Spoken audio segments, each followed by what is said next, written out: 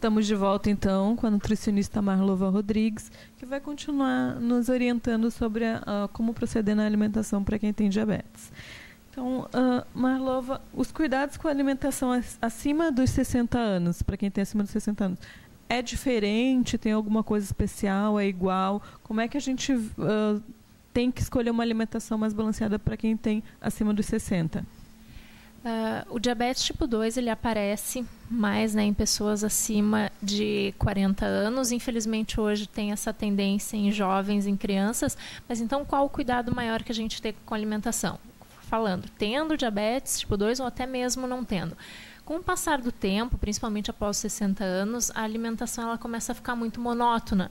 Né? As pessoas idosas começam a comer sempre as mesmas coisas, não variam muito a alimentação. Então, o principal segredo, tanto para tratar o diabetes, quanto para emagrecimento e para manutenção da saúde, é variar a alimentação.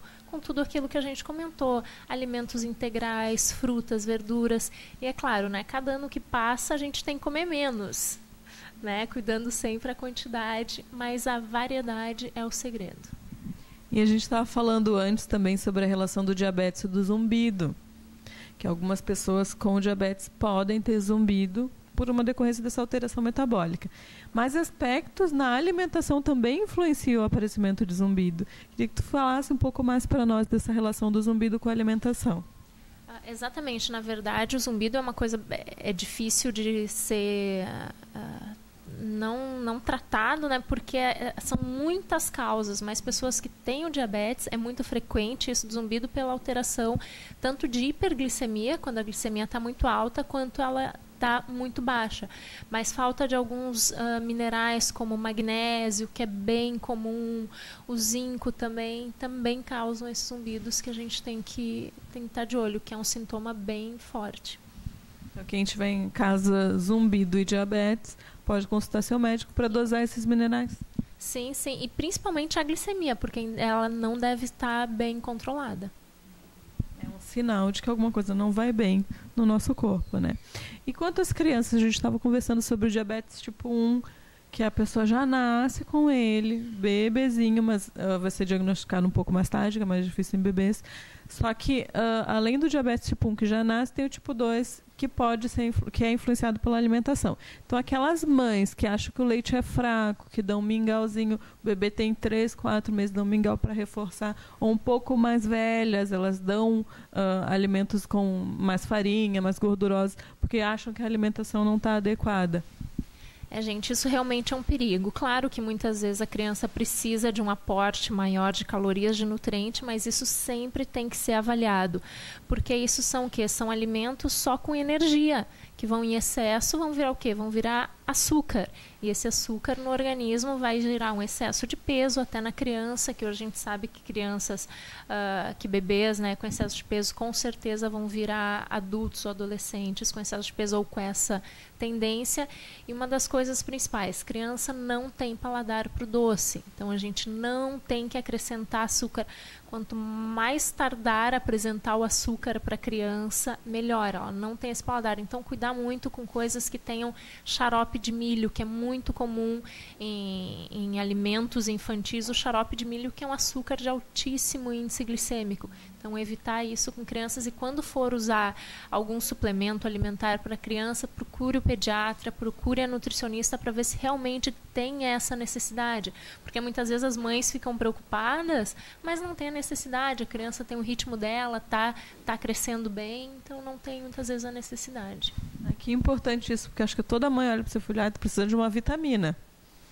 Às vezes não, às vezes a criança está saudável, mas a gente que fica, não, tá magrinha, vamos dar. Porque mãe gosta de filho gordo. E filho gordo é saudável? Não, hoje a gente sabe que não é. O que a gente tem que ter? O parâmetro, se a criança está crescendo bem, se está dentro do peso, mas a gente sabe que tem os gráficos que a gente segue, né, as tabelas, que a criança tem que estar dentro. Passando aquilo ali, ela já tem uma tendência que a gente tem que cuidar para não ter problemas futuros. E claro, cada fase tem fases, né, bebezinho, a criança está sempre mamando, chega lá para os 2 anos, a criança perde o interesse na comida. ela realmente reduz muito. Então, às vezes, a mãe se assusta com aquilo, acha que a criança vai ficar desnutrida, mas a criança, na verdade, nem emagrece, né? Ela só...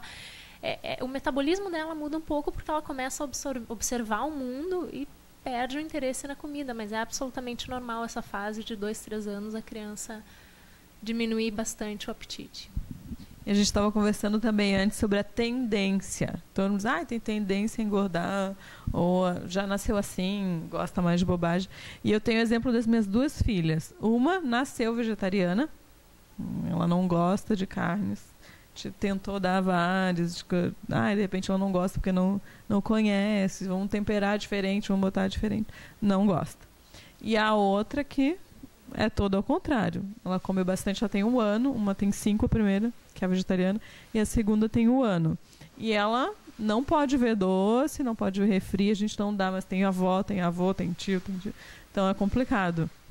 Mas a gente já vê que na mesma idade, a mais velha que a vegetariana se comportava diferente, já não gostava. Então existe isso da tendência? Eu acho que tendência não é a palavra. A gente tem muito da genética hoje, os estudos, né? Hoje a gente tem a nutrigenômica, que estuda a questão dos nutrientes no DNA, tem epigenética, então a gente sabe que a genética, que o DNA influencia muito nisso. A gente sabe que até o tipo de parto influencia na questão alimentar, por causa da flora intestinal que essa criança vai desenvolver.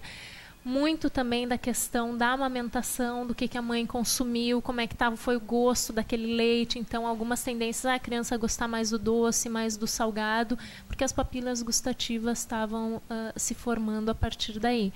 Então, na verdade, é um conjunto. A gente não pode dizer que é uma tendência. E hoje a gente também sabe que essa coisa da hereditariedade não vale mais, né? A gente sabe que os hábitos, a maior parte das vezes, em muitas doenças, são muito mais fortes que a hereditariedade. Então, dizer que a criança tem uma tendência a engordar por causa da hereditariedade, isso não é mais real.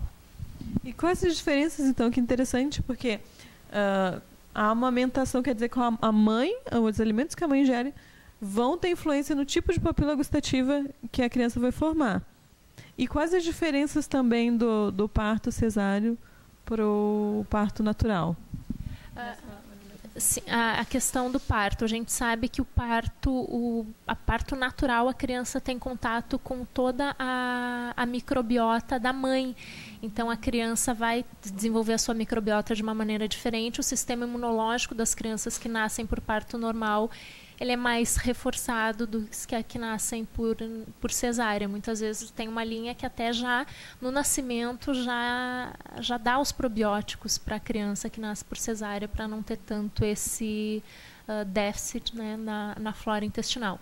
E as papilas gustativas, sim, se a mãe, até a gente vê a relação da cólica com o que a mãe come. Então, tudo que a mãe come, tempero, doce, salgado, vai passando para o leite. Então, a criança vai criando esse hábito, sem dúvida.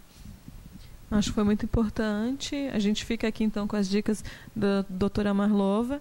E, doutora Marlova, como recado final para passar para os nossos telespectadores, a importância, vamos reforçar a importância de uma boa alimentação, em todos os casos, né? Exatamente, gente. A gente falando aqui do diabetes, mas eu reforço, a alimentação para o diabético é a alimentação que é para todas as pessoas seguirem, uma alimentação rica em alimentos integrais, uma alimentação variada, uma alimentação com prazer e evitando alimentos industrializados, né, que são ricos em corantes, conservantes, açúcar, que não só pela questão do diabetes, mas a gente vai ter uma vida muito mais curta se a gente seguir esse caminho dos alimentos industrializados. Confira agora com o técnico de enfermagem Manuel Reis como é realizado o HGT, um teste de glicose simples, rápido e fácil de fazer. Estamos aqui com o técnico de enfermagem Manuel Reis, que vai nos mostrar como é realizado o HGT. O HGT, o hemoglicoteste, é um exame utilizado para medir o nível de glicose no sangue do paciente. Nós vamos utilizar esse aparelho aqui. Temos vários modelos e vamos utilizar essa lanceta. Também tem vários modelos. Esse exame serve para verificar o nível de glicose no sangue. Nós vamos fazer uma asepsia no dedo do paciente, coletar o sangue para ver os resultados.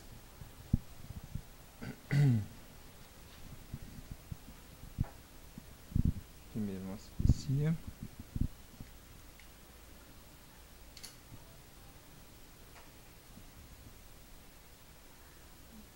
Temos que observar para coletar uma quantidade de sangue suficiente para o aparelho conseguir fazer a leitura.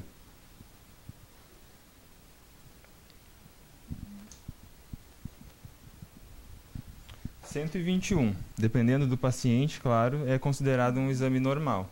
E é sempre feito 2 horas após uma refeição. Vamos mostrar aqui para a câmera. 121, então, está dentro da normalidade. Sim. Chegamos ao fim de mais uma edição do programa Mais Saúde. Se você tem alguma dúvida ou quer ver algum tema discutido aqui no nosso programa, escreva para home@toprime.com.br. Você pode ver o endereço bem aqui.